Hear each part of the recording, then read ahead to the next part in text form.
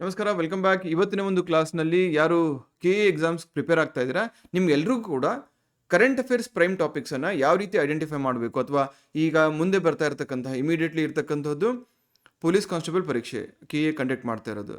ಆ ಒಂದು ಪರೀಕ್ಷೆಗೆ ಯಾವ ರೀತಿ ನೀವು ಪ್ರೈಮ್ ಕರೆಂಟ್ ಅಫೇರ್ಸ್ ಟಾಪಿಕ್ಸನ್ನು ಐಡೆಂಟಿಫೈ ಮಾಡಿಕೊಂಡು ಅದ್ರ ಮೇಲೆ ಜಾಸ್ತಿ ವರ್ಕ್ ಮಾಡಬೇಕು ಅಂತ ಹೇಳ್ತೀನಿ. ಯಾಕಂದರೆ ಈಗ ಏನಾಗಿದೆ, ನಾನು ಎಲ್ಲರೂ ನೋಡ್ತಾ ಇದ್ದೀನಿ, ಕರೆಂಟ್ ಅಫೇರ್ಸ್ ಮ್ಯಾಗ್ಝಿನ್ಸ್ ತೊಗೊಳ್ತೀರಾ, ಫಸ್ಟ್ ಪೇಜಿಂದ ಲಾಸ್ಟ್ ಪೇಜ್ವರೆಗೂ ಏನು ಕೊಟ್ಟಿರ್ತಾರೆ ಎಲ್ಲದನ್ನು ಅಂಡರ್ಲೈನ್ ಮಾಡ್ಕೊಂಡು ಎಲ್ಲದನ್ನು ಓದ್ಕೊಂಡು ಹೋಗ್ತಾ ಇರ್ತಾರೆ. That is good, knowledge is never ಬ್ಯಾಡ್.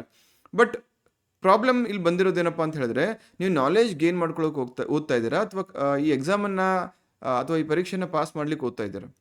ಅದು ಒಂದು ಗುರಿ ಸ್ಪಷ್ಟವಾಗಿರಲಿ. ನಾಲೆಜ್ ಅಂತ ಹೇಳಿದ್ರೆ ಐ ಡೋಂಟ್ ಮೈಂಡ್, ಯಾವುದಾದ್ರೂ ಮ್ಯಾಗ್ಝಿನ್ ತೊಗೊಳ್ಳಿ, ಒಂದು 10 ಮ್ಯಾಗ್ಝಿನ್ ತೊಗೊಳ್ಳಿ, ಪದೇ ಪದೇ ಅದನ್ನೇ ಓದಿ, ಐ ಡೋಂಟ್ ಮೈಂಡ್. ಬಟ್ ಈ ಎಕ್ಸಾಮ್ ಅಂತ ಬಂದಾಗ ಎಕ್ಸಾಮ್ ಸ್ಪೆಸಿಫಿಕ್ ಆಗಿ ಓದಬೇಕಾಗುತ್ತೆ. ಹಾಗಾಗಿ ಇವತ್ತೇನು ಮಾಡ್ತೀನಿ, ಈಗ ರೀಸೆಂಟಾಗಿ ಮೊನ್ನೆ ಯಾವುದು 4th 5th K A exam conduct ಮಾಡ್ತಾರೆ, HK ಮತ್ತು ನಾನ್ HK ಎ ಎಕ್ಸಾಮು. ಆ ಎರಡೂ ಕ್ವಶನ್ ಪೇಪರ್ಸಲ್ಲಿ ಕೆ ಇ ಎ ಯಾವ ರೀತಿ ಕರೆಂಟ್ ಅಫೇರ್ಸನ್ನು ಕೇಳಿತ್ತು, ಯಾವ್ಯಾವ ಏರಿಯಾಸ್ ಮೇಲೆ ಕೇಳಿತ್ತು ಅಂತ ಹೇಳಿ ಲಿಸ್ಟ್ ಔಟ್ ಮಾಡೋಣ. ನಾನಿಲ್ಲಿ 7 ಒಂದು ಏರಿಯಾಸನ್ನು ಲಿಸ್ಟ್ ಔಟ್ ಮಾಡಿದ್ದೀನಿ. ಕೊನೆವರೆಗೂ ಇರಿ, ನಿಮಗೆ ಎಲ್ಲ ಕೂಡ ಇಂಪಾರ್ಟೆಂಟ್ ಇದು. ಯಾಕಂದರೆ ಯಾವ ರೀತಿ ಓದಬೇಕು ಅಂತ ಹೇಳ್ತೀನಿ, ಸೋರ್ಸ್ ಕೂಡ ಹೇಳ್ತೀನಂತೆ, ಡೋಂಟ್ ವರಿ. ಇಲ್ಲಿ ಈ 7 ಸೋರ್ಸಸ್ಸನ್ನು ಅಥವಾ ಈ 7 ಸೋರ್ಸಸ್ಸಲ್ಲೂ ಕೂಡ ಅಥವಾ 7 ಟಾಪಿಕ್ಸಲ್ಲೂ ಕೂಡ ಕರೆಂಟ್ ಅಫೇರ್ಸ್ ಮೇಲೆ ಕ್ವಶನ್ಸ್ ಯಾವ ರೀತಿ ಕೇಳ್ತಾರೆ ಅಂತ ಹೇಳ್ಬಿಟ್ಟು ನಾನು ನಿಮ್ಗೆ ಇಲ್ಲಿ ಒಂದು ಐಡಿಯಾ ತೋರಿಸ್ಕೊಟ್ರೆ, ನಿಮಗೆ ಪ್ರಿಪ್ರೇಷನ್ ಮಾಡುವಾಗ, ಕರೆಂಟ್ ಅಫೇರ್ಸ್ ಓದುವಾಗ ಯಾವುದನ್ನು ಪ್ರೈಮ್ ಟಾಪಿಕ್ ಆಗಿ ಡಿಸೈಡ್ ಮಾಡ್ಕೋಬೇಕು ಅಥವಾ ಡಿವೈಡ್ ಮಾಡ್ಕೋಬೇಕು, ಯಾವುದನ್ನು ಅವಾಯ್ಡ್ ಮಾಡಬೇಕು ಅಂತ ಗೊತ್ತಾಗುತ್ತೆ. ಇಲ್ಲಾಂದರೆ ತಪ್ಪೇನು ಮಾಡ್ತೀರಾ, ಒಂದು ಮ್ಯಾಗ್ಝಿನ್ ತೊಗೊಂಡು ಮ್ಯಾಗ್ಝಿನಲ್ಲಿ ಇರ್ತಕ್ಕಂಥ ಎಲ್ಲ ಅಂಶ ಅವ್ರು ಏನು ಕೊಟ್ಟಿರ್ತಾರೆ ಎಲ್ಲ ಓದ್ತೀರಾ. ಅರ್ಥ ಆಗ್ತಿದೆಯಾ? ಸೊ ಇಲ್ಲಿ ಜುಲೈ 4 ಮತ್ತು 5 ನಡೆದಂತಹ K E A question paper analysis ಮಾಡೋಣಂತೆ. ಇಲ್ಲಿ ಬ್ರಾಡ್ಲಿ ನಾನು ಏನು ಮಾಡಿದ್ದೀನಿ, ಎಲ್ಲ ಕರೆಂಟ್ ಅಫೇರ್ಸ್ ಕ್ವಶನ್ಸನ್ನು ಈ 7 ಕ್ಯಾಟಗರೀಸಲ್ಲಿ ಏನು ಮಾಡಿದ್ದೀನಿ, ಡಿವೈಡ್ ಮಾಡಿದ್ದೀನಿ. ನ್ಯಾಷನಲ್ ಗೌರ್ಮೆಂಟ್ ಸ್ಕೀಮ್ಸು, ಪ್ರೋಗ್ರಾಮ್ಸು ಮತ್ತು campaigns, Karnataka state schemes, budget ಮತ್ತು ಇನಿಷಿಯೇಟಿವ್ಸು, ಅವಾರ್ಡು, ಆನರು, ಆಮೇಲೆ important persons in news, sports, leagues ಮತ್ತು national teams, science, technology, space and defence initiatives, reports, indices ಅಂದರೆ ಸೂಚ್ಯಂಕಗಳು, ವರದಿಗಳು ಮತ್ತು economic initiatives and budgetary surveys. ಅದ್ರ ಜೊತೆಗೆ international relations, global treaties and bilateral initiatives. ಇದೇ ರೀತಿ ನೀವು ಅಪ್ರೋಚ್ ಇಟ್ಕೊಂಡು ಹೋಗಬೇಕಾಗುತ್ತೆ. ಇಲ್ಲಿ ಈಗ ರೀಸೆಂಟ್ ನಾವು ಕೆ ಎ ಟ್ರೆಂಡ್ ನೋಡಿದ್ರೆ ನಮ್ಗೆ ಒಂದೇನು ಗೊತ್ತಾಗುತ್ತೆ ಅಂತ ಹೇಳಿದ್ರೆ, ವಾಟ್ ಅಂತ ಮುಂಚೆ ಏನಿತ್ತಲ್ವಾ, ಏನಿದು, ಅದರಿಂದ ಯಾಕೆ, ಹೇಗೆ, ವಾಟ್ ಇಂದ why, how. So there is a simple transition. What ಇಂದ ಈಗ ಪ್ರಶ್ನೆಗಳು ವೈ ಮತ್ತು ಹೌ ಲೆವೆಲ್ಗೆ ಬರ್ತಾ ಇದ್ದಾವೆ. ಮುಂಚೆ ಫಾರ್ ಎಕ್ಸಾಂಪಲು ಈ ಬೆಳಕು ಸ್ಕೀಮ್ ಅಂದರೆ ಏನು ಅಂತ ಕೇಳ್ತಾ ಇದ್ರು. ಈಗ ಅಷ್ಟಕ್ಕೆ ಸೀಮಿತಗೊಳಿಸ್ತಾ ಇಲ್ಲ. ಬೆಳಕು ಸ್ಕೀಮು ಯಾರಿಗೋಸ್ಕರ ಬರ್ತಾ ಇದೆ ಅಂದರೆ ಬೆನಿಫಿಷರೀಸು. ಆಮೇಲೆ ಅವರಿಗೆ ಹೇಗೆ ಇದನ್ನು ನೀಡಲಾಗ್ತಾ ಇದೆ, ಎಷ್ಟು ಅಮೌಂಟು, 2 ಲಕ್ಷ ಅಮೌಂಟ್ ಇದೆಯಾ, 1.5 ಲಕ್ಷ ಅಮೌಂಟ್ ಇದೆಯಾ, ಈ ರೀತಿ ಬರುತ್ತೆ. ಸೊ ಹಾಗಾಗಿ ನೀವು ಓದುವಾಗ ಈ ಹಿಂದೆ 1 ಲೈನರ್ಸ್ ಓದ್ತಾ ಇದ್ರಲ್ಲ, ಅಂದರೆ ಸುಮಾರು ಗ್ರೂಪ್ ಸಿ ಮತ್ತು PC ಎಕ್ಸಾಮ್ಸ್ಗೆ ಹೋದವರು ನೀವು ಹಿಂದೆ ಮಾಡ್ತಾ ಇದ್ದಂತಹ ಅಪ್ರೋಚ್ ಏನಿತ್ತು ಅಂತ ಹೇಳಿದ್ರೆ, ಬರೀ ಏನು, ವಾಟ್ ಅಂತ ಓದ್ತಾ ಇದ್ರಿ. ಈಗ ಆ ಒಂದು ಅಪ್ರೋಚನ್ನು ಸ್ವಲ್ಪ ಅಪ್ಗ್ರೇಡ್ ಮಾಡ್ಕೊಳ್ಬೇಕಾಗಿದೆ. ಓಕೆನಾ? ಸ್ಟೇಟ್ಮೆಂಟ್ ಬೇಸ್ಡ್ ಕ್ವಶನ್ಸು ಕೂಡ ಬರುತ್ತೆ. ಹಾಗಾಗಿ ನೀವು ಅನಾಲಿಟಿಕಲ್ ಪಾಯಿಂಟ್ ಆಫ್ ವ್ಯೂ ಓದಲೇಬೇಕಾಗುತ್ತೆ. ನ್ಯಾಷನಲ್ ಗೌರ್ಮೆಂಟ್ ಸ್ಕೀಮಲ್ಲಿ ಏನೇನು ಬಂದಿತ್ತು, ಕ್ವಶನ್ ಪೇಪರ್ ಸಾಲ್ವ್ ಮಾಡಿದ್ರೆ ಎಲ್ಲರೂ. ಸೊ ಓವರಾಲ್ ಈಗ ಡೈರೆಕ್ಟ್ ಕರೆಂಟ್ ಅಫೇರ್ಸ್ ಕ್ವಶನ್ಸ್ ತೊಗೊಂಡ್ರೆ ನಿಮಗೆ 4th ಏನು ಎಕ್ಸಾಮ್ ನಡೆದಿತ್ತು ಅದರಲ್ಲಿ ಒಂದು 20 ರಿಂದ 25 ಕ್ವಶನ್ಸ್ ಬಂದಿತ್ತು. ಆ್ಯಂಡ್ 5th ನಡೆದಂತಹ ಒಂದು ಪ್ರಶ್ನೆ ಪತ್ರಿಕೆಯಲ್ಲಿ ಅರೌಂಡ್ 30 ಕ್ವಶನ್ಸ್ ಬಂದಿತ್ತು. ಮೋರ್ ಆರ್ ಲೆಸ್ 30 ಆವ್ರೇಜ್ ಅಂದ್ಕೊಳ್ಳಿ. ಈ 30ರಲ್ಲಿ ನಿಯರ್ಲಿ 10 ರಿಂದ 12 ಕ್ವಶನ್ಸು ಸ್ಕೀಮ್ಸ್ ಮೇಲೇ ಇದೆ. ಸ್ಕೀಮ್ಸು, ಬಜೆಟು, ಸ್ಟೇಟು, ನ್ಯಾಷನಲ್ಲು ಮತ್ತು ಬಜೆಟು, ಇದ್ರ ಮೇಲೆ ಡೈರೆಕ್ಟಾಗಿ ನಿಮಗೆ 10 ರಿಂದ 12 ಪ್ರಶ್ನೆಗಳು ಬರ್ತಾ ಇದ್ದಾವೆ. ಹಾಗಾಗಿ ಜಸ್ಟ್ ಇಮ್ಯಾಜಿನ್ ಎಷ್ಟು ಇಂಪಾರ್ಟೆಂಟ್ ಆಗ್ಬೋದು ಅಂತ ಹೇಳಿದೆ ಅಲ್ವಾ. ಸೊ ಇಲ್ಲಿ ಫಸ್ಟ್ ನಾನು ಏನು ಡಿವೈಡ್ ಮಾಡಿದ್ದೀನಿ, ನ್ಯಾಷನಲ್ ಗೌರ್ಮೆಂಟ್ ಸ್ಕೀಮ್ಸ್ ಬೇರೆ, ಸ್ಟೇಟ್ ಗೌರ್ಮೆಂಟ್ ಸ್ಕೀಮ್ಸ್ ಬೇರೆ. ಗಮನ ಇಟ್ಟು ಕೇಳಿ, ನಿಮ್ಮ ಕರೆಂಟ್ ಅಫೇರ್ಸ್ ಪ್ರಿಪ್ರೇಷನ್ಗೆ ಸಂಬಂಧಪಟ್ಟಂಥ ಎಲ್ಲ ಡೌಟ್ಸು ಇಲ್ಲಿ ಕ್ಲಾರಿಫೈ ಆಗುತ್ತೆ. ಸೊ ಇಲ್ಲಿ ಸೆಂಟ್ರಲ್ ಗೌರ್ಮೆಂಟಲ್ಲಿ ಬಂದಾಗ ಯಾವ ಒಂದು ಸ್ಕೀಮ್ಸ್ ಮೇಲೆ ಫೋಕಸ್ ಮಾಡಲಾಗ್ತಾ ಇದೆ ಅಂತ ಕೇಳಿದರೆ, ಬರೀ 2 ಕ್ವಶನ್ ಪೇಪರ್ ಅಲ್ಲ. ನೀವು 2025-26ರಲ್ಲಿ ನಡೆದಂತಹ ಯಾವುದೇ ಒಂದು ಕ್ವಶನ್ ಪೇಪರ್ ತೆಗೆದು ನೋಡಿ, ಅನಾಲಿಸಿಸ್ ಮಾಡಿ, ಇದೇ ರೀತಿ ಇರುತ್ತೆ. ಸೆಂಟ್ರಲ್ ಗೌರ್ಮೆಂಟ್ ವೆಲ್ಫೇರ್ ಸ್ಕೀಮ್ಸ್ ಅಂದರೆ ಈ ಡಿಸ್ಟ್ರೆಸ್ಡ್ ಕ್ಲಾಸಸ್ ಏನಿರುತ್ತಲ್ಲ, ವುಮೆನ್ ಆಗಿರ್ಬೋದು, ಚಿಲ್ಡ್ರನ್ ಆಗಿರ್ಬೋದು, ಅಥವಾ ಬಡವರಾಗಿರ್ಬೋದು, ಅಥವಾ BPL ಆಗಿರ್ಬೋದು, ಅವ್ರಿಗೆ ಸಂಬಂಧಪಟ್ಟಂತಹ ಸ್ಕೀಮ್ಸು. ಅದ್ರ ಜೊತೆಗೆ ಸೋಷಿಯಲ್ ಸೆಕ್ಯೂರಿಟಿ ನೆಟ್ವರ್ಕ್ಸು ಅಥವಾ ಸೋಷಿಯಲ್ ಸೆಕ್ಯೂರಿಟಿ ಸ್ಕೀಮ್ಸು, ಸಾಮಾಜಿಕ ಭದ್ರತೆಗೆ ಸಂಬಂಧಪಟ್ಟಂತಹ ಸ್ಕೀಮು, ಅದೊಂದು ಏನು ಇನ್ಶೂರೆನ್ಸ್ ಯೋಜನೆ ಆಗಿರ್ಬೋದು, ಅಥವಾ ವಿಮಾ ಯೋಜನೆ ಆಗಿರ್ಬೋದು, ಅಥವಾ ಬೆಳೆ ಹಾನಿ ಯೋಜನೆ ಆಗಿರ್ಬೋದು. ಸೊ ಸೋಷಿಯಲ್ ಸೆಕ್ಯೂರಿಟಿಗೆ ಸಂಬಂಧಪಟ್ಟಿದ್ದು. ಆಮೇಲೆ ಯಾವುದಾದ್ರೂ ಹೊಸ ಕ್ಯಾಂಪೇನ್ ಲಾಂಚ್ ಮಾಡಿದರೆ, ಅದು ಎಸ್ಪೆಷಲಿ ಪರಿಸರಕ್ಕೆ ಸಂಬಂಧಪಟ್ಟಂತಹ ಕ್ಯಾಂಪೇನ್ ಆಗಿರ್ಬೋದು, ಅದರಲ್ಲೂ ಪ್ರಮುಖವಾಗಿ ಪ್ರಧಾನಮಂತ್ರಿ ಮೋದಿಯವರು ಬಂದು ಏನಾದರೂ ಲಾಂಚ್ ಮಾಡಿದರೆ ಅಂಥ ಸ್ಕೀಮು ಮಸ್ಟ್ ಆ್ಯಂಡ್ ಶುಡ್ ಓದಲೇಬೇಕಾಗುತ್ತೆ. ಸೊ ಆ ಥರ ಸ್ಕೀಮ್ಸ್ ಮೇಲೆ ಜಾಸ್ತಿ ಫೋಕಸ್ ಮಾಡಿ. ಈಗ ಕ್ವಶನ್ ನಂಬರ್ ಕೊಟ್ಟಿದ್ದೀನಿ ನಿಮಗೆ. 4th ಎಕ್ಸಾಮ್ ಏನು ನಡೀತು, ಅದ್ರಲ್ಲಿ ಅಮೃತ್ ಸ್ಕೀಮ್ ಮೇಲೆ ಕ್ವಶನ್ ಕೇಳಿದ್ರು. ವಾಟ್ ಈಸ್ ಅಮೃತ್ ಓದ್ತೀರಾ? ಇಲ್ಲಿ as simple as its abbreviation, full form ಕೇಳಿದ್ರು. Atal mission for rejuvenation and urban transformation. Simple question. ಇಂಥ ಕ್ವಶನ್ಸ್ಗೆ ಏನು ಮಾಡಬೇಕು, ಈ ಅಮೃತ್ ರೀತಿ ಇರ್ತಕ್ಕಂತಹ ಬೇರೆ ಬೇರೆ ಸ್ಕೀಮ್ಸ್ ಆಗಿರ್ಬೋದು, ಎಲ್ಲಿ ನಿಮಗೆ ಫುಲ್ ಫಾರ್ಮ್ ಇರುತ್ತಲ್ಲ, ಫುಲ್ ಫಾರ್ಮ್ ಪಡೀಲಿಕ್ಕೆ ಸಾಧ್ಯ ಅಂತ ಒಂದು ಲಿಸ್ಟ್ ರೆಡಿ ಮಾಡ್ಕೊಳ್ಳಿ. ಅಮೃತ್ ಸ್ಕೀಮ್ ರೀತಿನೇ ಅದರಲ್ಲೂ ಈ ವಸತಿ ಮತ್ತು ನಗರಾಭಿವೃದ್ಧಿ ಸಚಿವಾಲಯ ಏನಿರುತ್ತೆ, ಮತ್ತು ಮಹಿಳಾ ಕಲ್ಯಾಣ ಮತ್ತು ಮಹಿಳಾ ಏನು ಅಭಿವೃದ್ಧಿ ಮತ್ತು ಮಕ್ಕಳ ಕಲ್ಯಾಣ ಇಲಾಖೆ, ಇಂತಹ ಒಂದೆರಡು ಮೂರು ಇಂಪಾರ್ಟೆಂಟ್ ಮಿನಿಸ್ಟ್ರೀಸ್ ಹೇಳ್ಬಿಡ್ತೀನಿ ನೋಡಿ. Ministry of child development and ಏನು ವಾಟರ್ ರಿಸೋರ್ಸಸ್ಸು, ಆಮೇಲೆ ಅಗ್ರಿಕಲ್ಚರ್ ಅಂದರೆ ಕೃಷಿಗೆ ಸಂಬಂಧಪಟ್ಟಂಥ ಈ ಮೂರು ಮಿನಿಸ್ಟ್ರೀಸ್ ಲಿಸ್ಟ್ ಔಟ್ ಮಾಡ್ಕೊಳ್ಳಿ. ಅದರಲ್ಲಿ ಬರ್ತಕ್ಕಂಥ ಸ್ಕೀಮ್ಸ್ ಒಂದು ಇಂಪಾರ್ಟೆಂಟ್ 6 ಇರುತ್ತೆ, ಒಂದು 6ರಿಂದ ಒಂದು 7 ಇರುತ್ತೆ. ಸೊ ಮೂರು ಮಿನಿಸ್ಟ್ರೀಸ್ ಕಂಬೈನ್ ಮಾಡಿದ್ರೆ ನಿಮಗೆ ಒಂದು 20ರಿಂದ 25 ಸ್ಕೀಮ್ ಸಿಗುತ್ತೆ. ಆ ಸ್ಕೀಮ್ಸ್ ಎಲ್ಲ ಫುಲ್ ಫಾರ್ಮು ನೋಡ್ಕೊಂಡಿರಿ. ಇದು ಫಸ್ಟು. ನೆಕ್ಸ್ಟು ಅಂತ್ಯೋದಯ ಅನ್ನ ಯೋಜನಾ. ಇಲ್ಲಿ ವಾಟ್ ಅಂತ ಕೇಳ್ತಾ ಇಲ್ಲ, ಹೌ ಅಂತ ಕೇಳ್ತಾ ಇದ್ದಾರೆ. ಅಂದರೆ ಯಾರು ಎಲಿಜಿಬಲ್ ಇದ್ದಾರೆ, ಯಾರಿಗೆ ಇದು ಸಿಗ್ತಾ ಇದೆ ಸ್ಕೀಮು. ಸೊ ಇಲ್ಲಿ ನಾನು ಲಾಸ್ಟ್ ಕ್ಲಾಸಲ್ಲೂ ಒಂದು ಟೆಕ್ನಿಕ್ ಕೊಟ್ಟಿದ್ದೆ, ಸಿಂಪಲಾಗಿ ಕಾಮನ್ ಸೆನ್ಸ್ ಅಪ್ಲೈ ಮಾಡಿ ಎಲಿಮಿನೇಟ್ ಮಾಡ್ಲಿಕ್ಕೆ ಸಾಧ್ಯ ಆದರೆ ಮಾಡಿ ಅಂತ ಹೇಳ್ಬಿಟ್ಟು. ಅಂಥ ಅಪ್ರೋಚಸನ್ನು ಕೂಡ ನೀವು ಪ್ರತಿ ಕ್ವಶನಲ್ಲೂ ಅಪ್ಲೈ ಮಾಡಿ ನೋಡಿ. ಯಾಕಂದರೆ ಕೆಲವೊಂದು ಸರಿ ನೀವು ಕಂಟೆಂಟ್ ಇದ್ರೇ ಕ್ವಶನ್ ಸಾಲ್ವ್ ಮಾಡೋಕ್ಕಾಗುತ್ತೆ ಅಂತ ಏನಿಲ್ಲ. Based on common sense you can solve. So ಹಂಗಾಗಿ ಇದು ಪೇಪರ್ 1 ಕ್ವಶನ್ ನಂಬರ್ 2 ಬಂದಿತ್ತು, ಅಂತ್ಯೋದಯ ಅನ್ನ ಯೋಜನಾ. Next integrated child development scheme. So ಈ ಕ್ವಶನ್ ಸ್ವಲ್ಪ ಕರೆಕ್ಟ್ ಮಾಡ್ಕೊಳ್ಳಿ, ಅದರಲ್ಲಿ MMR ಕೂಡ ಬರುತ್ತೆ. ಸೊ ಈ ಥರ ಈ ಇಂಟಿಗ್ರೇಟೆಡ್ ಚೈಲ್ಡ್ ಡೆವಲಪ್ಮೆಂಟ್ ಸ್ಕೀಮು ಅಥವಾ ಮಕ್ಕಳಿಗೆ ಸಂಬಂಧಪಟ್ಟಂತಹ ಒಂದು ಏನಾದರೂ ಸ್ಕೀಮ್ ಇದ್ದರೆ ಅದರ ಆಬ್ಜೆಕ್ಟಿವ್ಸ್, ಗುರಿಗಳೇನು, ಉದ್ದೇಶಗಳೇನು, ಅದ್ರ ಮೇಲೆ ಕೇಳ್ತಾ ಇದ್ದಾರೆ. ನೆಕ್ಸ್ಟು ಏಕ್ ಪೇಡ್ ಮಾ ಕೆ ನಾಮ್. ಇದು ಇಂಪಾರ್ಟೆಂಟ್ ಆಗುತ್ತೆ, ಯಾಕಂದರೆ ಇದನ್ನು I think on world environment day ಸ್ವತಃ ಪ್ರಧಾನಮಂತ್ರಿ ಮೋದಿಯವರು ಲಾಂಚ್ ಮಾಡಿದ್ರು ಇದನ್ನು. ಹಾಗಾಗಿ ನೀವೇನು ಮಾಡಿ, ಕಳೆದ 1 ವರ್ಷದಲ್ಲಿ ಪ್ರಧಾನಮಂತ್ರಿ ಮೋದಿಯವರು ಸ್ವತಃ ಹೋಗಿ ಲಾಂಚ್ ಮಾಡಿದಂತಹ ಎಲ್ಲ ಸ್ಕೀಮ್ಸನ್ನು ಲಿಸ್ಟ್ ಔಟ್ ಮಾಡ್ಕೊಳ್ಳಿ. ಮೋದಿಯವರಿಗೆ ಸಂಬಂಧಪಟ್ಟಂತಹ ಹಲವಾರು ಆಯಾಮಗಳಿಂದ ಪ್ರಶ್ನೆಗಳು ಬರ್ಬೋದು. ಫಾರ್ ಎಕ್ಸಾಂಪಲ್, ಅವ್ರು ಲಾಂಚ್ ಮಾಡಿದಂಥ ಸ್ಕೀಮ್ಸು, ಪ್ರಾಜೆಕ್ಟ್ಸು, ಅಥವಾ ಇತ್ತೀಚೆಗೆ ಯಾವುದಾದ್ರು ದೇಶಕ್ಕೆ ವಿಸಿಟ್ ಕೊಟ್ಟಿದ್ರೆ ಅವ್ರಿಗೇನಾದರೂ ಆ ದೇಶ ಆನರ್ ಕೊಟ್ಟು ಅವಾರ್ಡ್ ಕೊಟ್ಟಿದ್ರೆ, ಸೊ ಈ ರೀತಿ ಅವರಿಗೆ ಸಂಬಂಧಪಟ್ಟಂಥ ಎಲ್ಲ ವಿಷಯಗಳು ಇಲ್ಲಿ ಪ್ರಮುಖ ಆಗುತ್ತೆ. ಏಕ್ ಪೇಡ್ ಮಾ ಕೆ ನಾಮ್ ಇಲ್ಲಿ ಪ್ರಧಾನಮಂತ್ರಿಯವರು ಲಾಂಚ್ ಮಾಡಿದ್ರಿಂದ ಇಂಪಾರ್ಟೆಂಟ್ ಆಯಿತು. ಸೊ ಇದಕ್ಕೆ ಸಂಬಂಧಪಟ್ಟಂತೆ ಸರಿಯಾದ ಹೇಳಿಕೆಗಳನ್ನು ಗುರುತಿಸಿ ಅಂತ ಹೇಳಿದರು. ಇದನ್ನು ನೀವು ಬೇಸಿಕ್ಕಾಗಿ ನೋಡ್ಕೊಂಡಿದ್ರು ಕೂಡ ಈ ಕ್ವಶನ್ ಈಸಿಯಾಗಿರ್ತಾ ಇತ್ತು. ನೆಕ್ಸ್ಟು ಸೋಷಿಯಲ್ ಸೆಕ್ಯೂರಿಟಿ ಸ್ಕೀಮ್ಸ್ ಹೇಳಿದೆ. ಸೊ ಇಲ್ಲಿ 5th ಏನು ಎಕ್ಸಾಮ್ ನಡೀತು ಇದು, ಅದರಲ್ಲಿ ಮ್ಯಾಚ್ ದಿ ಫಾಲೋಯಿಂಗಲ್ಲಿ ಕೊಟ್ಟಿದ್ರು. ಎಂಪ್ಲಾಯೀಸ್ ಪ್ರಾವಿಡೆಂಟ್ ಫಂಡು, ಪ್ರಧಾನಮಂತ್ರಿ ಜೀವನ್ ಜ್ಯೋತಿ ಬಿಮಾ, ಪ್ರಧಾನಮಂತ್ರಿ ಸುರಕ್ಷಾ ಬಿಮಾ. ಇದು ಮೂರೂ one R the other way ಪ್ರಶ್ನೆ ಕೇಳ್ತಾರೆ ಇದ್ರ ಮೇಲೆ. ಸುಮಾರು ಎಕ್ಸಾಮ್ಸಲ್ಲಿ ಪದೇ ರಿಪೀಟ್ ಆಗ್ತಾ ಇರುತ್ತೆ. ನೆಕ್ಸ್ಟು ಪ್ರಧಾನಮಂತ್ರಿ ಶ್ರಮ್ ಯೋಗಿ ಧನ್ ಅಲ್ವಾ. ಸೊ ಇಂತಹ ಒಂದು ಸ್ಕೀಮ್ಸ್ ಏನಿದೆಯಲ್ಲ, ಸೋಷಿಯಲ್ ಸೆಕ್ಯೂರಿಟಿ ಸ್ಕೀಮ್ಸು, ಬಡವರಿಗಿರ್ತಕ್ಕಂಥ ಸ್ಕೀಮ್ಸು, ಆಮೇಲೆ ಯಾರು ಕುಶಲಕರ್ಮಿಗಳಿಗೆ ಇರ್ತಕ್ಕಂತಹ ಸ್ಕೀಮ್ಸು, ಈ ರೀತಿ. ಆಮೇಲೆ ನಾವು ಸ್ಟ್ರೀಟ್ ವೆಂಡರ್ಸ್ ಅಂತ ಏನು ಕರಿತೀವಲ್ವಾ, ಅವ್ರಿಗಿರ್ತಕ್ಕಂಥ ಸ್ಕೀಮ್ಸು, ಇಂಥ ಸ್ಕೀಮ್ಸ್ನೆಲ್ಲ ಪಟ್ಟಿ ಮಾಡ್ಕೊಳ್ಳಿ. ಹಾರ್ಡ್ಲಿ ಜಾಸ್ತಿನೆಲ್ಲ ಒಂದು 10 ಸ್ಕೀಮ್ಸ್ ಸಿಗ್ಬೋದು. ಅದಕ್ಕೆಲ್ಲದಕ್ಕೂ ಸಂಬಂಧಪಟ್ಟಂತೆ ಎಲಿಜಿಬಿಲಿಟಿ, ಮೇನ್ ಫೀಚರ್ಸ್ ಇಷ್ಟು ಓದ್ಕೊಳ್ಳಿ ಸಾಕು. ಯಾಕೆ ಒತ್ತಿ ಹೇಳ್ತಾ ಇದ್ದೇನೆ ಅಂತ ಹೇಳಿದ್ರೆ, ಓವರಾಲ್ ಕರೆಂಟ್ ಅಫೇರ್ಸ್ ಕ್ವಶನ್ಸಲ್ಲಿ 40%, ಟೋಟಲ್ ಕ್ವಶನ್ಸಲ್ಲಿ 40% ಅಲ್ಲ, ಕರೆಂಟ್ ಅಫೇರ್ಸ್ ಕ್ವಶನ್ಸಲ್ಲೇ ಸುಮಾರು 40% ಕ್ವಶನ್ಸು ಸ್ಕೀಮ್ಸ್ ಮೇಲೆ ಬರ್ತಾ ಇದ್ದಾವೆ, central state schemes. Next old age, unorganised and important missions. ಯಾವುದಕ್ಕೆ, ಕೃಷಿ ವಲಯಕ್ಕೆ ಬಂದರೆ ಈ ನ್ಯಾಷನಲ್ ಬೀ ಕೀಪಿಂಗು, ಹನಿ ಮಿಷನ್ನು, ಈ ರೀತಿ ಯಾವ್ಯಾವ ಇಂಪಾರ್ಟೆಂಟ್ ಮಿಷನ್ಸ್ ಇದಾವಲ್ಲ ಯಾವುದರಲ್ಲಿ, ಕೃಷಿ ವಲಯದಲ್ಲಿ, ಅದು ಸೆಂಟ್ರಲ್ ಆಗಿರ್ಬೋದು, ಸ್ಟೇಟ್ ಆಗಿರ್ಬೋದು, ಅದನ್ನು ಬೇಸಿಕ್ ಟು ಬೇಸಿಕ್ ತಿಳ್ಕೊಳ್ಳಿ. ಅದರ ಉದ್ದೇಶ ಏನು, ಅದಕ್ಕೆ ಏನಂತ ಹೆಸರು ಕರೀತಾರೆ, ಹೆಸರಿದೆ, ಆಲ್ಟರ್ನೇಟಿವ್ ಪರ್ಯಾಯ ಹೆಸರು ಏನಾದರೂ ಇದ್ದರೆ ಅದನ್ನು ಯಾವಾಗ ಲಾಂಚ್ ಮಾಡಿದ್ರು, ಬೆನಿಫಿಷರೀಸ್ ಯಾರು, ರೈಟ್. ಆ್ಯಂಡ್ ಹನಿ ಪ್ರೊಡಕ್ಷನ್ ಈ ಥರ ಬಂದಾಗ ಅತಿ ಹೆಚ್ಚು ಹನಿ ಪ್ರೊಡ್ಯೂಸ್ ಮಾಡ್ತಕ್ಕಂತಹ ಸ್ಟೇಟ್ ಯಾವುದು, ಆಮೇಲೆ ಕರ್ನಾಟಕದಲ್ಲಿ ಇದಕ್ಕೆ ಸಂಬಂಧಪಟ್ಟಂಥ ಏನಾದರೂ ಅಪ್ರೋಚಸ್ ಅಥವಾ ಇನಿಷಿಯೇಟಿವ್ಸ್ ಇದ್ದಾವ, ಈ ಥರ ಮಾಡಬೇಕಾಗುತ್ತೆ. ನೆಕ್ಸ್ಟು ಇದು ಯಾಕೆ ಸುದ್ದಿಯಲ್ಲಿತ್ತು ಅಂತ ಹೇಳಿದ್ರೆ, KVIC ಏನು ಮಾಡುತ್ತೆ, ಖಾದಿ ವಿಲೇಜ್ ಇಂಡಸ್ಟ್ರಿಯಲ್ ಕಮಿಷನ್ನು ಒಂದು ಮೊಬೈಲ್ ಹನಿ ಪ್ರೊಸೆಸಿಂಗ್ ವ್ಯಾನನ್ನು ಲಾಂಚ್ ಮಾಡಿತ್ತು. ಸೊ ಆ ಕಾಂಟೆಕ್ಸ್ಟಲ್ಲಿ ಇದ್ರ ಮೇಲೆ ಪ್ರಶ್ನೆ ಬಂದಿತ್ತು. ಸೊ ಹಾಗಾಗಿ ರೀಸೆಂಟಾಗಿ ಈ ಥರ KVIC ಆಗಿರ್ಬೋದು ಅಥವಾ FSSAI ಆಗಿರ್ಬೋದು ಏನಾದರೂ ಹೊಸ ಇನಿಷಿಯೇಟಿವ್ಸ್ ಲಾಂಚ್ ಮಾಡಿದರೆ ಅದನ್ನು ಲಿಸ್ಟ್ ಔಟ್ ಮಾಡ್ಕೊಳ್ಳಿ. ಹಾರ್ಡ್ಲಿ 2 ಸೇರಿ ನಿಮಗೆ ಒಂದು 5ರಿಂದ 10 ಸಿಗ್ಬೋದು. ಫೈನ್.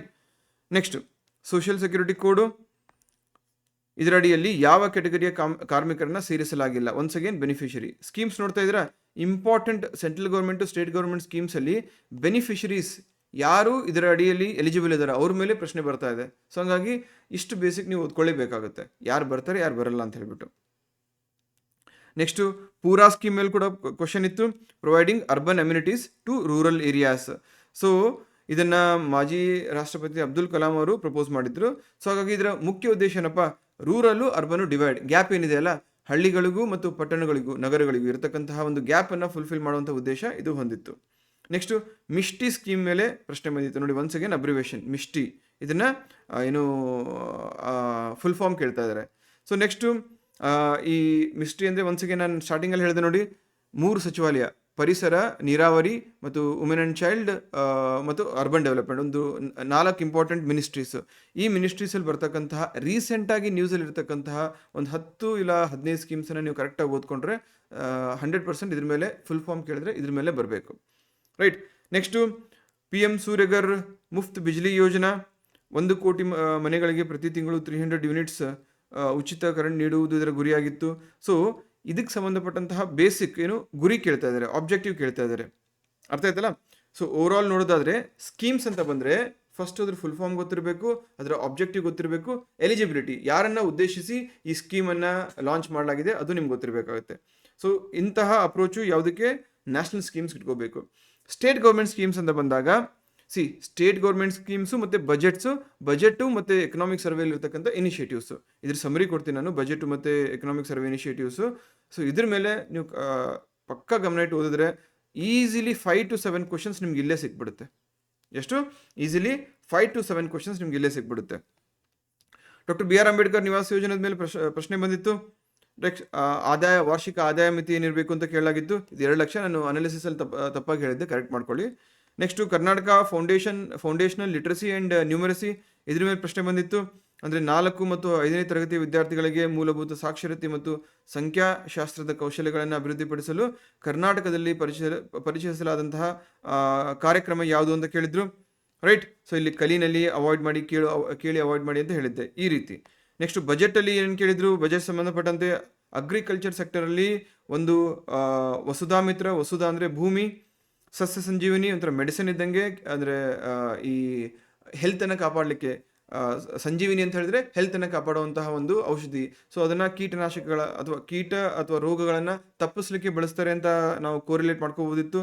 ನೆಕ್ಸ್ಟು ರೈತ ಮಾಲ್ಸ್ ಅಥವಾ ರೈತ ಮಾರ್ಟ್ ಅಂತ ಮಂಡ್ಯ ಜಿಲ್ಲೆ ಎಲ್ಲ ತಾಲೂಕುಗಳು ಅಂತ ಹೇಳಿದ್ರು. ಪೈಲಟ್ ಬೇಸಿಸ್ ಮೇಲೆ ಇದು ಕೋಲಾರಲ್ಲಿ ಬಂದಿತ್ತು ಅಂತ ಹೇಳಿದ್ದೆ. ಅರ್ಥ ಆಯ್ತಲ್ಲ? ಸೊ ಇದು 3 ಕೂಡ ಬಜೆಟಲ್ಲಿ 1 ಲೈನರಲ್ಲಿ ಕೊಟ್ಟಂತಹ ಒಂದು ಅಂಶಗಳು. ಸೊ ಹಾಗಾಗಿ ಬಜೆಟ್ ಇಗ್ನೋರ್ ಮಾಡಬೇಡಿ. ನೆಕ್ಸ್ಟು ಪ್ರಾರಂಭ ಕ್ಯಾಂಪೇನ್ ಮೇಲೆ ಪ್ರಶ್ನೆ ಇತ್ತು.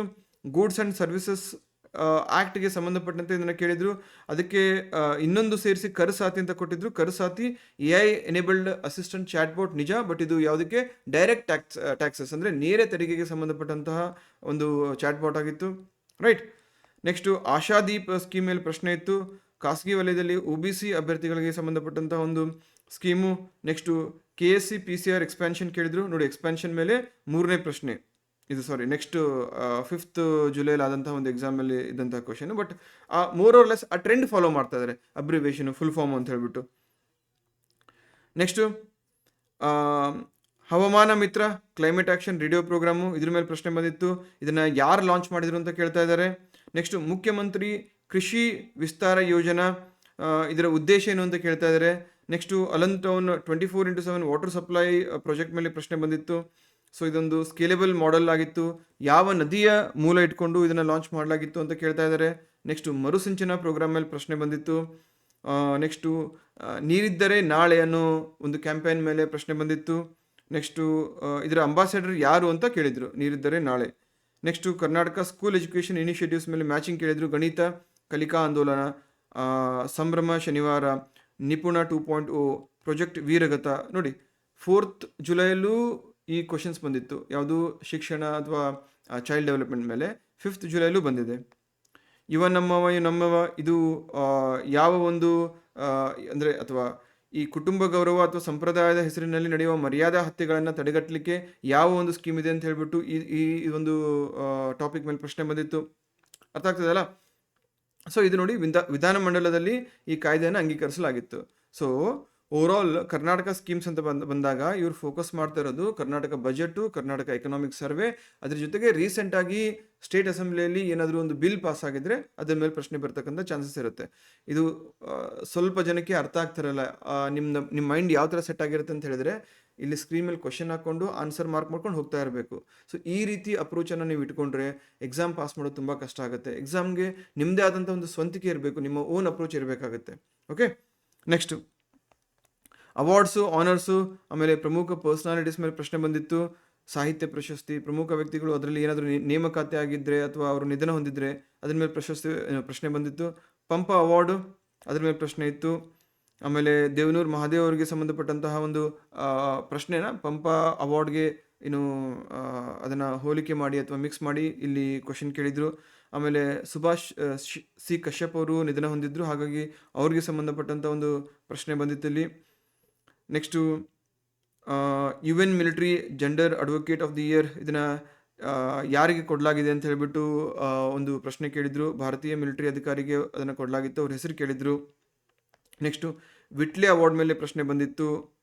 ನೆಕ್ಸ್ಟು ಸ್ಟಾಕ್ಹೋಮ್ ವಾಟರ್ ಪ್ರೈಸ್ ಮೇಲೆ ಇಲ್ಲೂ ನೋಡಿ ಲಿಟ್ರರಿ ಅಂದರೆ ಸಾಹಿತ್ಯಿಕ ಪ್ರಶಸ್ತಿ ಮತ್ತು ಪರಿಸರಕ್ಕೆ ನೀಡಿದಂಥ ಪ್ರಶಸ್ತಿ ಮತ್ತು ಅಂತಾರಾಷ್ಟ್ರೀಯ ಒಂದು ಮಟ್ಟದಲ್ಲಿ ಯಾರಾದರೂ ಭಾರತೀಯರಿಗೆ ಏನಾದರೂ ಇಂಪಾರ್ಟೆಂಟ್ ಅವಾರ್ಡ್ ಸಿಕ್ಕಿದ್ರೆ ಅದ್ರ ಮೇಲೆ ಬರುತ್ತೆ.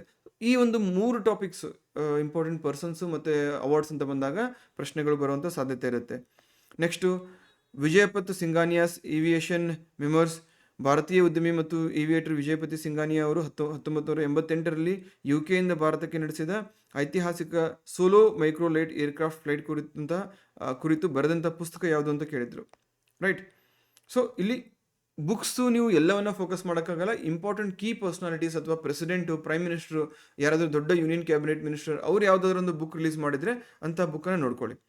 ನೆಕ್ಸ್ಟ್ ಸ್ಪೋರ್ಟ್ಸು, ಲೀಗ್ಸು, ನ್ಯಾಷನಲ್ ಟೀಮ್ಸ್ ಇದು ಜಾಸ್ತಿ ಇರಲಿಲ್ಲ. ಈಗ 5th ಎಕ್ಸಾಮಲ್ಲಿ ಏನು ಕೇಳಿದ್ರು, IPL important IPL team captains ಕೇಳಿದರು. ಇದನ್ನು ಒಂಥರ ಬೌನ್ಸರ್ ಕ್ವಶನ್ಸ್ ಅಂತ ಕರಿಬೋದು. ಯಾರಿಗೆ ಕ್ರಿಕೆಟ್ ಮೇಲೆ ಇಂಟ್ರೆಸ್ಟ್ ಇರುತ್ತೆ ಸಹಜವಾಗಿ ನೀವು ಆನ್ಸರ್ ಮಾಡ್ತೀರಾ, ಯಾರಿಗೆ ಇಂಟ್ರೆಸ್ಟ್ ಇರಲ್ಲ ಕಷ್ಟ ಆಗುತ್ತೆ. ಡೋಂಟ್ ವರಿ, ಇಂಥ ಪ್ರಶ್ನೆ ಬಂದಾಗ ಡೋಂಟ್ ವರಿ, 100ಕ್ಕೆ 100 ಸ್ಕೋರ್ ಮಾಡತಕ್ಕಂಥ ಅವಶ್ಯಕತೆ ಇಲ್ಲ. ನಿಮಗೆ ಬೇಕಾಗಿರೋದು 85+. ಸ್ಟ್ರಾಟಜಿಕಲಿ ಓದಿ, ಎಲ್ಲವನ್ನ ಈಗೋ ಮೇಲೆ ತೊಗೊಂಡು ಇಲ್ಲ 100ಕ್ಕೆ 100 ಮಾಡ್ತೀನಿ ಅಂತ ಕೂತ್ಕೊಳ್ಳೋಕೆ ಹೋಗ್ಬೇಡಿ, ಎಲ್ಲ ಕೆಡಿಸ್ಕೊಳ್ತೀರ. ನೆಕ್ಸ್ಟು ಫಸ್ಟ್ ವರ್ಲ್ಡ್ ಯೋಗಾಸನ ಚಾಂಪಿಯನ್ಶಿಪ್ ನೋಡಿ, ಪೇಪರ್ 1ಅಲ್ಲಿ ಬಂದಿತ್ತು. ನೆಕ್ಸ್ಟು ಯಾವ ದೇಶಗಳು ಭಾಗವಹಿಸೋದು ಅಂತ ಕೇಳಿತ್ತು. ನೆಕ್ಸ್ಟು IPL ಟೀಮ್ಸು, ಕ್ಯಾಪ್ಟನ್ಸ್ ಬಗ್ಗೆ ಕೇಳಿದ್ರು. ಇಂಪಾರ್ಟೆಂಟ್, ನಿಮ್ಗೆ ನೆನಪಿದ್ರೆ ಓಕೆ, ನೆನಪಿಲ್ಲ ಅಂದರೆ ಡು ನಾಟ್ ವರಿ. ನಾನು ಹೇಳಿದ್ನಲ್ಲ 100 ಪ್ರಶ್ನೆಯಲ್ಲಿ 100ಕ್ಕೆ 100 ಗೊತ್ತಿರಬೇಕು ಅಂತೇನಿಲ್ಲ. Next science, technology, space, defence initiatives ಅಂತ ಬಂದಾಗ ಕಣ್ಣು ಮುಚ್ಕೊಂಡು ಓದ್ಕೊಳ್ಳೇಬೇಕು. 5ರಿಂದ 6 ಪ್ರಶ್ನೆಗಳು at any given point of time ಯಾವುದೇ ಎಕ್ಸಾಮ್ ಆಗಿರ್ಬೋದು ಕೇಳ್ತಾರೆ. ಸೊ ಇಲ್ಲಿ project glass wing, mythos preview, AI models ಇದ್ರ ಮೇಲೆ ಪ್ರಶ್ನೆ ಬಂದಿತ್ತು. ಅಂದರೆ ಹೊಸದಾಗಿ ಬಿಡುಗಡೆ ಆದಂತಹ ಪ್ರಾಜೆಕ್ಟ್ ಗ್ಲಾಸ್ ವಿಂಗ್ ಮತ್ತು ಮೈಫೋಸ್ ಪ್ರಿವ್ಯೂ ಈ AI ಮಾಡೆಲ್ಗಳು ಯಾವ ಪ್ರಮುಖ ಟೆಕ್ ಕಂಪನಿಗೆ ಸಂಬಂಧಿಸಿದವೆ ಅಂತ ಕೇಳಿದರು. ಆಮೇಲೆ ಶಾಂತಿ ಬಿಲ್ಲು ಅಂದರೆ ಓಲ್ಡ್ ಅಟಾಮಿಕ್ ಎನರ್ಜಿ ಆ್ಯಕ್ಟ್ ಏನಿತ್ತಲ್ಲ ಅದನ್ನು ರೀಪ್ಲೇಸ್ ಮಾಡಲಿಕ್ಕೆ ಈ ಶಾಂತಿ ಬಿಲ್ 2025 ತರಲಾಗಿತ್ತು. ಸೊ ಅದ್ರ ಮೇಲೆ ಕ್ವಶನ್ ಇತ್ತು. ಆಮೇಲೆ quantum research park at IISc Bangalore, ಈ ಬಾಹ್ಯಾಕಾಶಕ್ಕೆ ಸಂಬಂಧಪಟ್ಟಂತಹ ಏನಾದರೂ ಡೆವಲಪ್ಮೆಂಟ್ ಇದ್ದು ಅದರ ಒಂದು ಹೆಡ್ ಕ್ವಾರ್ಟರ್ಸ್ ಬೆಂಗಳೂರಲ್ಲಿ ಇತ್ತು ಅಂತ ಹೇಳಿದ್ರೆ ಅಥವಾ ಕರ್ನಾಟಕದಲ್ಲಿ ಇತ್ತು ಅಂತ ಹೇಳಿದ್ರೆ ಅದ್ರ ಮೇಲೆ ದಯವಿಟ್ಟು ಫೋಕಸ್ ಮಾಡಿ. ಇನ್ಫ್ಯಾಕ್ಟ್ ಸಾಧ್ಯ ಆದರೆ ಒಂದು ಲಿಸ್ಟೇ ತಗೊಂಡ್ಬಿಡಿ, ಕರ್ನಾಟಕದಲ್ಲಿ ಇರತಕ್ಕಂಥ ISRO, DRDO ಅಥವಾ ಬೇರೆ ಬೇರೆ ಸಂಸ್ಥೆಗಳ ಪ್ರಮುಖ ಹೆಡ್ ಕ್ವಾರ್ಟರ್ಸ್. ಆಮೇಲೆ ಶುಭಾಂಶ್ ಶುಕ್ಲಾ ಅವ್ರ ಮೇಲೆ ಪ್ರಶ್ನೆ ಬಂದಿತ್ತು. Next nuclear reactors and technology ಮೇಲೆ ಮ್ಯಾಚಿಂಗ್ ಕೇಳಿದರು. ಅಪ್ಸರಾ, ಸೈರಸ್, ಕಾಮಿನಿ, ಕಲ್ಪಕಂ ಇವೆಲ್ಲೆಲ್ಲಿ ಬರ್ತವೆ, ಇದರ ಮೂಲ ಫೀಚರ್ ಏನು ಅಂತ ಹೇಳ್ಬಿಟ್ಟು. ನೆಕ್ಸ್ಟು 6th ಟಾಪಿಕ್ ಯಾವುದು, ರಿಪೋರ್ಟ್ಸು, ಇಂಡೈಸಸ್ಸು, ಎಕನಾಮಿಕ್ ಇನಿಷಿಯೇಟಿವ್ಸು ಮತ್ತು ಬಜೆಟ್ ಸರ್ವೇಸು. ಇದ್ರ ಮೇಲೆ ಏನೇನು ಕೇಳಿದ್ರು, WTO ಪ್ರಮುಖವಾದಂಥ ಅಂತಾರಾಷ್ಟ್ರೀಯ ಸಂಸ್ಥೆಗಳು ಅಂತ ಬಂದಾಗ WTO, ಯುನೆಸ್ಕೋ, ಆಮೇಲೆ ಯುನಿಸೆಫು, ಈ ಥರ ಒಂದು 7ರಿಂದ 8 ಪ್ರಮುಖ ಆರ್ಗನೈಸೇಷನ್ಸ್ ಬರುತ್ತೆ. ಅದ್ರ ಮೇಲೆ 360 ಡಿಗ್ರಿ ಆ್ಯಂಗಲಿಂದ ಓದ್ಕೊಂಬಿಡಿ, ಯಾಕಂದರೆ ಕ್ವಶನ್ ಫಿಕ್ಸ್ ಆಗಿ ಬಂದೇ ಬರುತ್ತೆ. ನೆಕ್ಸ್ಟು WTO ಅಗ್ರಿಮೆಂಟ್ ಮೇಲೆ AOA, ಇದನ್ನು ನಾವು ಡಿಸ್ಕಸ್ ಮಾಡಿದ್ವಿ ನೋಡಿ. ಐ ಥಿಂಕ್ ಇನ್ಸ್ಟಾಗ್ರಾಮಲ್ಲಿ ಹಾಕಿದ್ದೀನಿ ಅದನ್ನು, ಈ ಒಂದು ಟಾಪಿಕ್ ಮೇಲೆ. ಇನ್ಸ್ಟಾಗ್ರಾಮಲ್ಲಿ ಕಾಂಪಿಟೇಟಿವ್ ಗುರೂಜಿ ಅಂತ ಸರ್ಚ್ ಮಾಡಿ ನೋಡಿ, ನಿಮ್ಗೆ ಅಲ್ಲಿ ಸಿಗುತ್ತೆ. Next Nanjundappa committee, excuse me, ಇದ್ರ ಮೇಲೆ ಕೂಡ ನಾವು ಚರ್ಚೆ ಮಾಡಿದ್ವಿ. ನಮ್ಮ ಟೆಸ್ಟ್ ಸೀರೀಸಲ್ಲಿ ಕೂಡ ಇನ್ಕ್ಲೂಡ್ ಮಾಡಿದ್ದೀನಿ ಇದನ್ನು ನಾನು. ಆಮೇಲೆ ಪಂಚಾಯತ್ ಡೆವಲಪ್ಮೆಂಟ್ ಇಂಡೆಕ್ಸು, ಕಳೆದ ಒಂದು ವರ್ಷದ ಪ್ರಮುಖ ಸ್ಟೇಟು ಮತ್ತು ನ್ಯಾಷನಲ್ ಲೆವೆಲ್ ಇಂಡೈಸಸನ್ನು ಮತ್ತು ಇಂಟರ್ನ್ಯಾಷನಲ್ ಇಂಡೈಸಸನ್ನು ಒಂದು 15 ಇಂಪಾರ್ಟೆಂಟ್ ಆಗ್ತವೆ, ಎಲ್ಲವನ್ನ ನೋಡಿಕೊಂಡು ಕಂಪೇರ್ ಮಾಡಿ ಅದ್ರ ಮೇಲೆ ಇರ್ತಕ್ಕಂಥ ಕೀ ಪಾಯಿಂಟ್ಸನ್ನು ಲಿಸ್ಟ್ ಔಟ್ ಮಾಡ್ಕೊಂಡು ಒಂದು 2-3 ಸಲ ರಿವಿಷನ್ ಮಾಡ್ಕೊಳ್ಳಿ.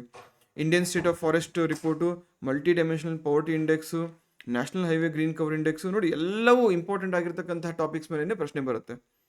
Next international relations 7th topic ಆಗಿ ಇಟ್ಟಿದ್ದೀನಿ, ಯಾಕಂದರೆ ಟ್ರೆಂಡ್ ಹೇಳಲಿಕ್ಕಾಗಲ್ಲ. ಈಗ 4th ಜುಲೈಲಿ ಹಾರ್ಡ್ಲಿ 1 ಕ್ವಶನ್ ಏನೋ ಬಂದಿತ್ತು, ಬಟ್ 5th ಜುಲೈಲಿ 4 ಕ್ವಶನ್ಸ್ ಬಂದಿತ್ತು. ಹಾಗಾಗಿ ಎಕ್ಸಾಕ್ಟ್ಲಿ ಇಷ್ಟೇ ಬರುತ್ತೆ ಅಂತ ಹೇಳೋಕ್ಕಾಗಲ್ಲ, ಬಟ್ ಇಂಪಾರ್ಟೆಂಟ್ ಆಗಿ ಏನಾದರೂ ಅಗ್ರಿಮೆಂಟ್ಸ್ ಆಗಿದ್ರೆ ಅಥವಾ ಸಮ್ಮಿಟ್ಸ್ ಆಗಿದ್ರೆ, ಸಮ್ಮೇಳನ ಆಗಿದ್ರೆ ಅದನ್ನು ನೀವು ಓದಬೇಕಾಗುತ್ತೆ. ಇನೋವೇಟ್ ಇಂಡಿಯಾ ಇಟ್ಲಿ ಇನೋವೇಷನ್ ಹಬ್, ಇದ್ರ ಮೇಲೆ ಪ್ರಶ್ನೆ ಬಂದಿತ್ತು. ಕ್ವಾಡ್ ಗ್ರೂಪ್ ಮೇಲೆ ಪ್ರಶ್ನೆ ಬಂದಿತ್ತು. Japan power X energy transport initiative ಮೇಲೆ ಪ್ರಶ್ನೆ ಬಂದಿತ್ತು. ರೈಟ್. ಸೊ ಓವರ್ ಆಲ್ ಇದು ನೋಡಿದಾಗ ನಮ್ಗೆ ಏನು ಅರ್ಥ ಆಗುತ್ತೆ ಅಂತ ಹೇಳಿದ್ರೆ, ಕರೆಂಟ್ ಅಫೇರ್ಸನ್ನು ಸುಮ್ಮನೆ ನಾವು ಮ್ಯಾಗ್ಝಿನಲ್ಲಿ ಕೊಟ್ಟಿರೋ ರೀತಿಯಲ್ಲಿ ಓದ್ಕೊಂಡು ಹೋದರೆ it makes no sense. List out ಮಾಡ್ಕೊಳ್ಳಿ. ಫಸ್ಟ್ ಹೈ ಪ್ರಯಾರಿಟಿ ಸ್ಕೀಮ್ಸ್ ಕೊಡಿ, ನ್ಯಾಷನಲ್ ಸ್ಕೀಮ್ಸು, ಸ್ಟೇಟ್ ಸ್ಕೀಮ್ಸು, ಆಮೇಲೆ ಬಜೆಟು, ಆಮೇಲೆ ಎಕನಾಮಿಕ್ ಸರ್ವೆ, ಆಮೇಲೆ ಸೈನ್ಸ್ ಆ್ಯಂಡ್ ಟೆಕ್ನಾಲಜಿ, ಆಮೇಲೆ ಇಂಪಾರ್ಟೆಂಟ್ ಎನ್ವೈರ್ಮೆಂಟ್ ಇನಿಷಿಯೇಟಿವ್ಸು. ಸೊ ಈ ಥರ ಕ್ಯಾಟಗರೈಸ್ ಮಾಡಿಕೊಂಡು ನೀವು ಕರೆಂಟ್ ಅಫೇರ್ಸನ್ನು ಓದಿ. ಸೊ ನಾನು ಆ್ಯಸ್ ಪ್ರಾಮಿಸ್ಡ್ ಕರೆಂಟ್ ಅಫೇರ್ಸನ್ನು ಕೂಡ ಮಾಡಬೇಕು. ನಾನು ಇಂಪಾರ್ಟೆಂಟ್ ಡಾಕ್ಯುಮೆಂಟ್ಸನ್ನು ರೆಡಿ ಮಾಡಿಸ್ತಾ ಇದ್ದೀನಿ. ಸೊ ಆದಷ್ಟು ಬೇಗ ಕರೆಂಟ್ ಅಫೇರ್ಸ್ ಕ್ಲಾಸಸ್ ಕೂಡ ನಿಮಗೆ ಈ ಥರ PT ಅಂದರೆ ಪ್ರೈಮ್ ಟಾಪಿಕ್ಸ್ ವೈಸ್ ಸಿಗುತ್ತೆ. Okay, so thank you so much. ಏನಾದ್ರು ಡೌಟ್ ಇದ್ದರೆ ಕಮೆಂಟ್ ಬಾಕ್ಸಲ್ಲಿ ನಿಮ್ಮ ಡೌಟನ್ನು ಕೇಳಿ, I definitely respond to it. ಏನಾದರೂ ಮತ್ತೆ ಎಕ್ಸಾಮನ್ನು, ಈ PC ಎಕ್ಸಾಮನ್ನು ಹೊರತುಪಡಿಸಿ ಬೇರೆ ಎಕ್ಸಾಮ್ಸ್ಗೆ ಡೌಟ್ ಇದ್ದರೂ ಕೂಡ you can ask me any time. ನನ್ನ ನಂಬರ್ ಕೂಡ ಇರುತ್ತೆ, ನೀವು ನನ್ನ ನಂಬರ್ಗೆ ಒಂದು ವಾಟ್ಸಪ್ ಮೆಸೇಜನ್ನು ಹಾಕೋದರ ಮುಖಾಂತರ ನಿಮ್ಮ ಕ್ವೆರಿಯನ್ನು ಕೂಡ ನೀವು ಕೇಳ್ಬೋದು. Thank you so much. See in the next video. Take care.